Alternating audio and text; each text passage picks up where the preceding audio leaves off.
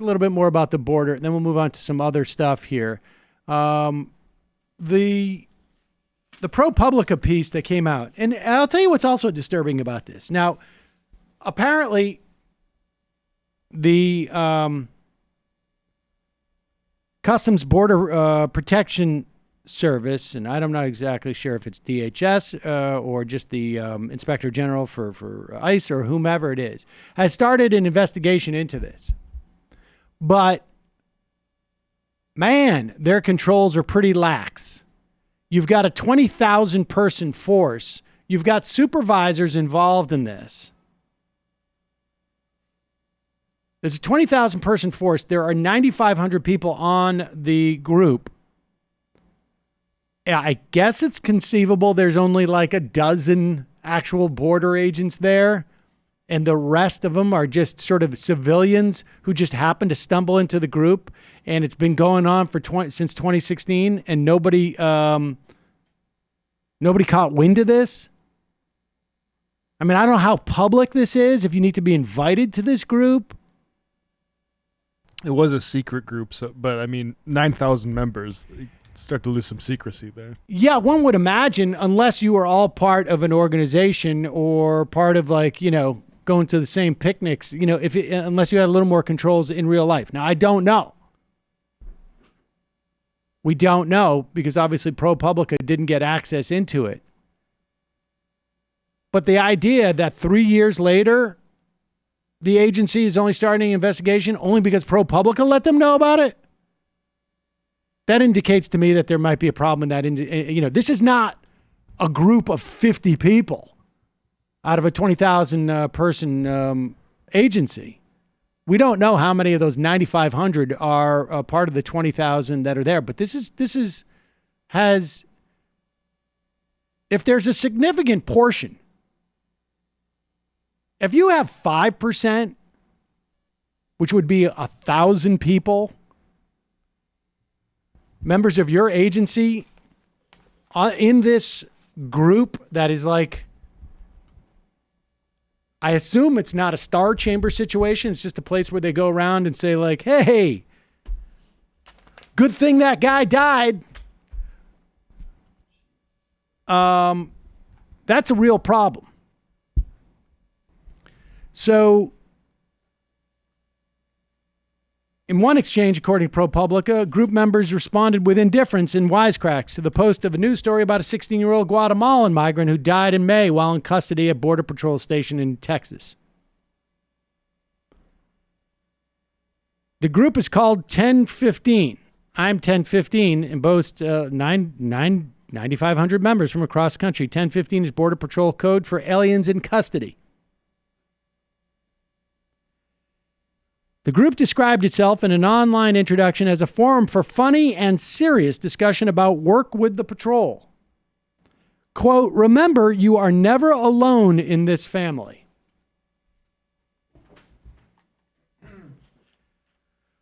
They found some, like I say, they were able to identify maybe half a dozen people. There is a screenshot from the Facebook group that has a picture of Donald Trump presumably forcing AOC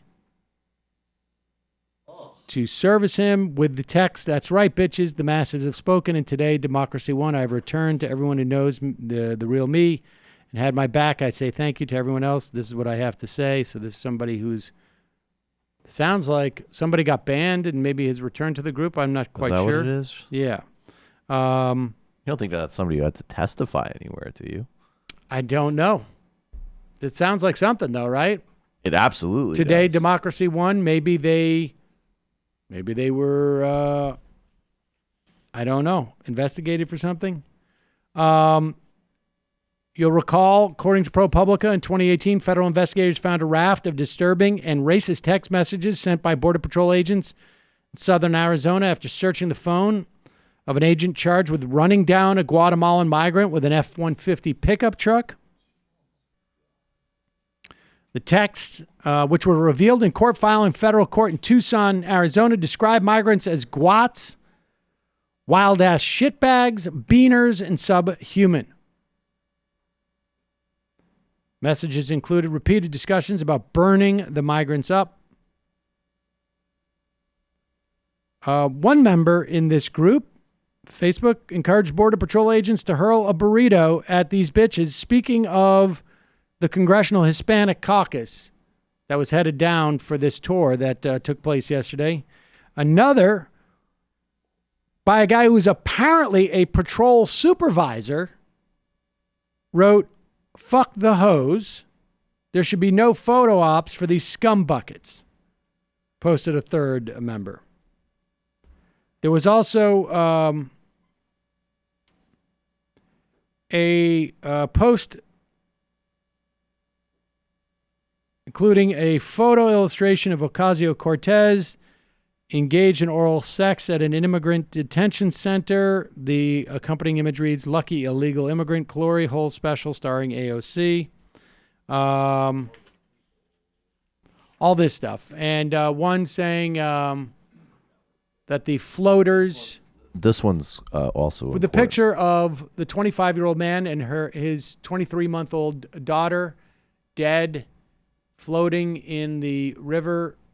Hey, y'all ever seen floaters this clean? I'm not trying to be an ass, but I have never seen floaters like these before.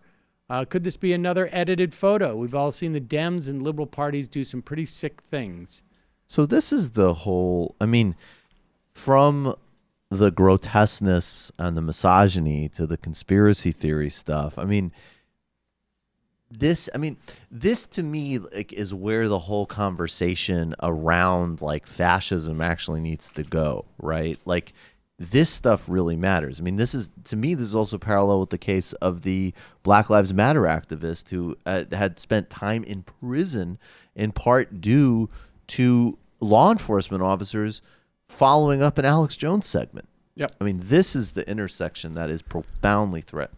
Right. And, you know, that, again, mentioned this before we went into the fun half, but as per the guest we had today, that there may be some type of pre-existing psychological bias that we all have, that many of these people posting in this Facebook group have.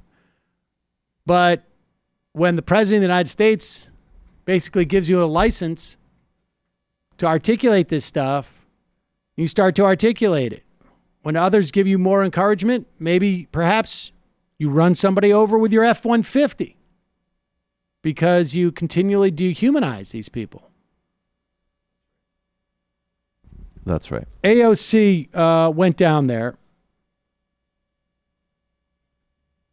She said the CBP, the Customs Border Patrol made us check our phones, but one woman slipped me this packet to take with me. It says shampoo. She told me that this is all they give the women to wash their entire body, nothing else. Some women's hair was falling out. Others had gone 15 days without taking a shower. Here is another image that she put out. She writes, meanwhile, one refrain we've heard is that people are overcrowded in the Custom Border Patrol concentration camps because the shelters, which are humane places where families can stay together, are full. So we went to a shelter. They said that wasn't true at all. Only 150 of 500 spots were filled. Weird. CBP line? Well, that's the point. They are trying to make a crisis. They are using these human beings, these children, to create a crisis. One, to ostensibly to scare, I guess, people from coming up here. But I'm also not convinced at this point the theory is it's a twofer or a threefer. All of which boils down to what Donald Trump thinks he's going to run on in 2020.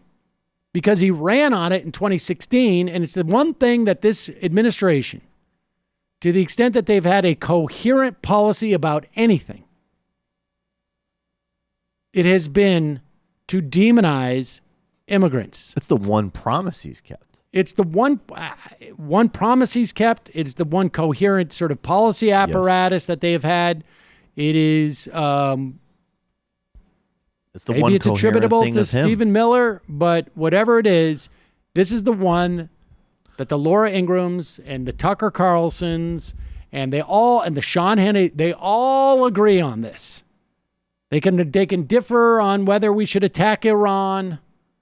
They can differ whether we should be putting random tariffs on different places. The one thing they all agree on is that you demonize the brown immigrants. Period. End of story. And they have done that, and they've done it in a myriad of different ways. They continually do it. They do it for political gain. They do it for policy gain from their perspective. And that's what's happening. Here is AOC on the ground touring this facility. In that facility, I was not safe from the officers in that facility. Do you have any comment about what was posted about you in the alleged Facebook group? I mean, I think it's just it's just indicative of the violent culture that we saw on the inside. So she went in there, and apparently it wasn't just the postings of these people, but there were guards there who were being aggressive towards her. And but I think she's right. I mean, look, you know, you've all heard the saying, "One bad apple does not spoil the whole bunch." Well, the fact of the matter is, one bad apple does in fact spoil the whole bunch. Ethylene. You have a rotting apple in a bunch of other apples. That's why you should not keep them in tight plastic bags, folks, in your refrigerator. Let them breathe. Because if you have one apple that has gone bad, the ethylene that is emitted from a rotting apple will seek out other apples. This bacteria will look for healthy apples. So the fact is, one bad apple does in fact spoil the whole bunch. And we have clearly a multitude of bad apples in this organization. It needs to be essentially taken down, dispersed, recreated to function in a different way with different personnel and a different culture. Here she is again. This one. This is CBP on their best behavior, telling people to drink out of the toilet. Well, what's your response to that, sir? As I said earlier, we don't treat people that way. We provide fresh water, we provide food, we provide sanitary and sanitary items, as well as items for bathing and personal hygiene, and that's... Are you saying that she's lying? I'm telling you what we do, and we've been open and honest. We've had these tours quite frequently, and those are the things we provide. We have fresh water available at all times in our facilities. Oh, he's definitely not saying she's lying. Why would these people be lying? I mean, what possibly could be gained by if you are kept as a prisoner in one of these outfits? You know, what value could you possibly have in lying? Here is, what is this clip of right there? This is a clip posted by Joaquin Castro. Inside one of the. Here's Joaquin Castro. He was able, maybe he smuggled in his phone, because my understanding is they took their phones, which is a really weird thing to do if things are going well in there. Right? Huh? And you were out of town. Yeah. You understand they moved in there. Yes.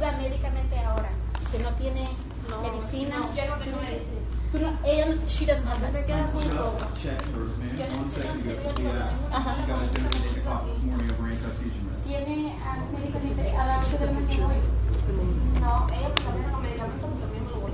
They said that they changed her medicine. So the updated medicine, which I'm not going to break her patient confidentiality, but the updated medicine, I just looked at her medical record, was administered to her. She's not due for another dose for another 10 hours. There's a woman here. I know. Sir, there's a woman here. The doctor told her she needs a biopsy for the lump on her back. And there's no plan to do anything. So whenever they've done at her next stop, we obviously don't have the facilities to do a surgical biopsy here, but we'll make sure that we're continuing her care. It's on her record. And when she gets to her next stop, wherever that is, whether it's in our custody or out, those records go with her. Is the nurse like on the So basically you have So basically, you have all of these women who are in this windowless cell, telling the Congress people there, "I need my medication, I need a biopsy," and the person walking them around going, "Oh, actually, no, she's not due for her medicine," and yeah, we're going to get that biopsy. That's going to happen. Some of these women have been held for 50 days in this cell. They have been denied showers for up to 15 days. And some of them are separated from their children. It's just disgusting. It's absolutely disgusting. And I just want to say, like, again, I think it's really important to keep reemphasizing this point. We talk about destroying ICE, which it absolutely needs to be destroyed. And all of the contractors and everything part of this system needs to be completely uprooted. We're talking about something that was created in 2002 as part of the Homeland Security Department, as part of, first an agency that set its sights as the national securitization focus of every single Muslim in this country, and then has been weaponized, obviously, against, people from Latin America, but also Haitian people, a lot of people in this situation. And getting rid of it completely has nothing to do with saying that there isn't a border and there isn't passport checks. Or I just think it's quite important to actually make sure to be clear and unequivocal that organization can be completely destroyed and jettisoned in a way that is absolutely fundamentally necessary and humane, and actually does not have the broader stakes and debates about like whether or not we have a border, which a lot of people seem to want to have. And maybe that's fine. We can have it at some point, but this is urgent and needs to happen as soon as possible, and is a new thing. ICE is a modern creation. It hasn't always been this militarized. Colin, from a